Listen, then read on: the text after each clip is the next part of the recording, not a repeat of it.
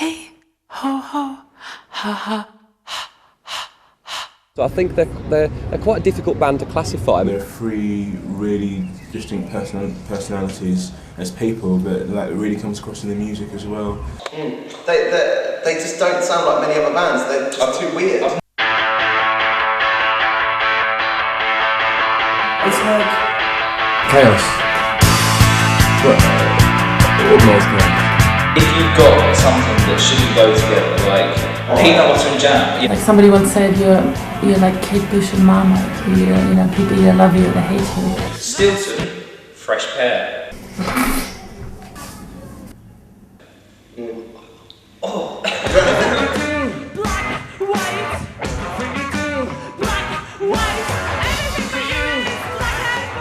We've not seen anything like it. In a scene that was all just like the libertines and bollocksy wank, they came out and said, oh, we got this song called Oh Marie, which goes, and they sang it a bit, and it was stuck in their heads, and we were like, that's amazing. And they gave us a brilliant demo, and they were sort of, oh, I'm not sure. They were really unpretentious, and they weren't trying to like just wear like tight jackets. We were around right at the start, before half the band was in fact, and we were just like working with Liz, just saying like, you know, it's amazing. She's like, I'm going to put together the perfect band, and she's like, I found this guitarist who came along and started auditioning for guitar, and then as a joke at the end I said, oh, all you have to do now is learn to play bass at the same time. And he did. He did it. In a day, wasn't it? Yeah.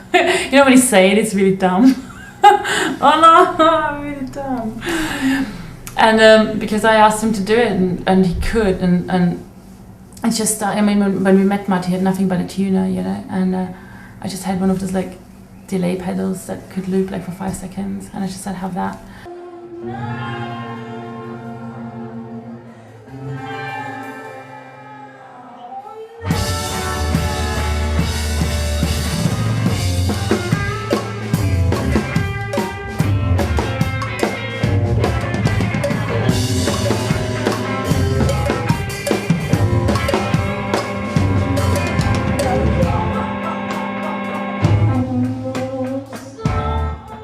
When we play live, there's obviously only 2 instruments sometimes, and so Matt has to do everything. What do we use? What have we got? We've all got cowbells. I do the bass lines in my mouth, which has got really complicated because you have to play the guitar and sing the bass line, like that. Play the guitar and then hit the cowbell afterwards, and then do another little note, and cowbells go around a circle with all of us, and then they come back, and it's kind of like doing this thing. But he totally refuses to like use like stuff like loop stations and stuff that some people use now. You know, I read a review somewhere which said, and they don't even play their own instruments, kind of thinking that we're like having a playback running or something. When they first played with us, I remember thinking that the drumming, the guitar was very sort of intricate, and at the same time not too overblown. It just sounded pretty tight and interesting.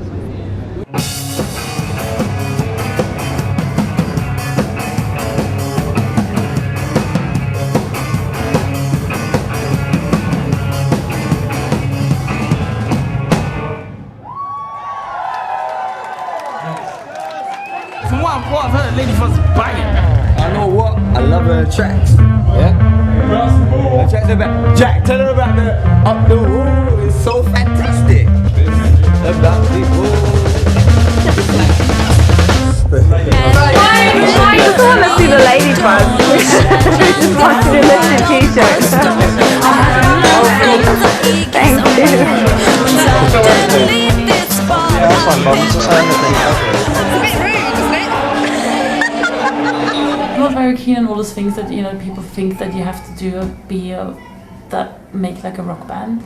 You know, I don't think we're a rock band anyway. I think we're like, we call ourselves experimental pop nowadays. Experimental pop. I'd like to hear this. Experimental pop.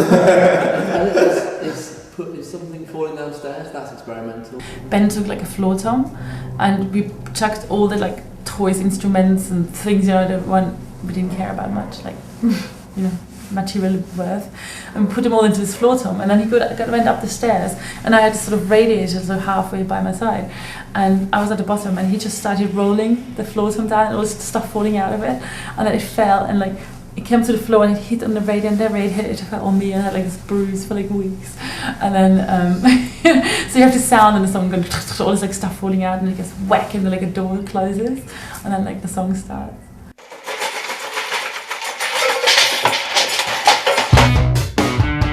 They made an amazing album. It's fucking album, yeah. Partly recorded, as I probably said, in a Cossey gymnastics under the stairs.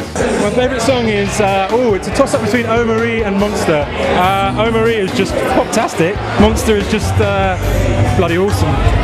Bouncing balls, you bounce balls. I bounce a ball. That track is amazing. And the visual remix is maybe even more amazing. Yeah. So it's so good. Lovely. We didn't go out to make a pop record. On the final day of mixing, we were like, oh my god, we've made a pop record, you know? It wasn't made in any pop way at all. It was created in a totally experimental, non-pop way.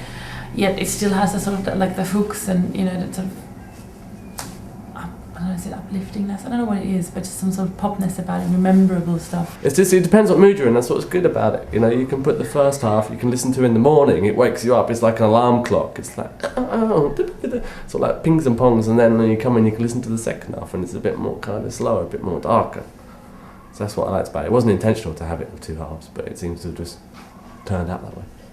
I don't really have a favourite track. I like the way it all works together. I think that's the important thing about it. That's why we released the album so early, because all the tracks kind of work together, and there's it's not like it's kind of track after track after track. It's kind of a whole thing comes together. I like the fact that it's got a goodbye song at the end. I've always wanted to have an album with a goodbye song.